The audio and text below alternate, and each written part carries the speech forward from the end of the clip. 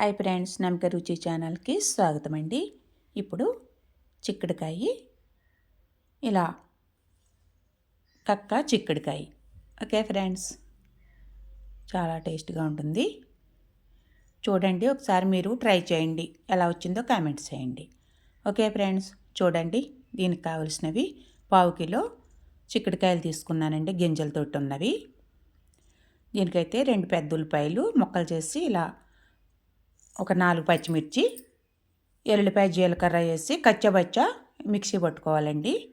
Mixie పట్టుకుని ఇప్పుడు pan పెట్టి ఆయిల్ వేసి అందుట్లో ఉల్లిపాయ పేస్ట్ వేసుకోవాలి. ఉల్లిపాయ, పచ్చిమిర్చి, ఎల్లుల్లిపాయ, జీలకర్ర, ఎక్స్ట్రా మసాలాలు ఏమి వేయలేదండి. దానికి ఫ్రై అవ్వడానికి సాల్ట్ వేసానండి, ఓ స్పూన్ పసుపు వేసాను. పసుపు ఎక్కువ వేసుకుంటే మంచిదండి.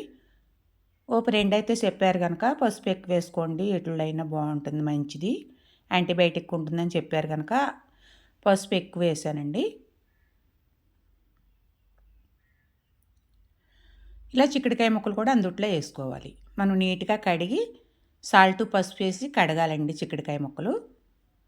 ఇలా మూత పెట్టుకుని మగ్గబెట్టాలి. మగ్గాక ఓ స్పూన్ కారం వేసుకోవాలి. ఇలా వేసుకుని మగ్గబెట్టుకోవాలండి. ఇవి కూడా మగ్గాక అందుట్లో 1 కప్పు వాటర్ పోసానండి.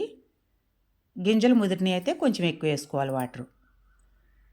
ఓకే ఫ్రెండ్స్, మీరు ఎవరన్నా కొత్తగా నా ఛానల్ చూస్తుంటే సబ్స్క్రైబ్ చేయండి, పక్కన ఉన్న గంట సింబల్ క్లిక్ చేయండి. వీడియో నచ్చితే మీ ఫ్రెండ్స్కు షేర్ చేయండి. ఓకే ఫ్రెండ్స్, ఇందుట్లో అయితే 4 వెండి చేప ముక్కలు అయితే శుభ్రంగా క్లీన్గా కడిగి వేసానండి. ఇందుట్లో చాలా బాగుంటుంది టేస్టు. చూడండి ఫ్రెండ్స్, ఇందుట్లో అయితే పెద్ద ఎల్లుల్లిపాయ తీసుకుని శుభ్రంగా పొట్టు పొలిసి అందుట్లో వేసుకోవాలండి. ఇవి ఈ కాంబినేషన్లో చేసుకుంటే చాలా బాగుంటుంది కర్రీ. అసలు ఉడుకుతుంటేనే గుమగుమలాడుతూ స్మెల్ వస్తుందండి. వేరే మసాలాలు ఏమి అవసరం ఉండదండి. ఓకే ఫ్రెండ్స్, చాలా అంటే చాలా బాగుంది. చూడండి, ట్రై చేయండి, ఎలా వచ్చిందో కామెంట్ చేయండి. Okay friends.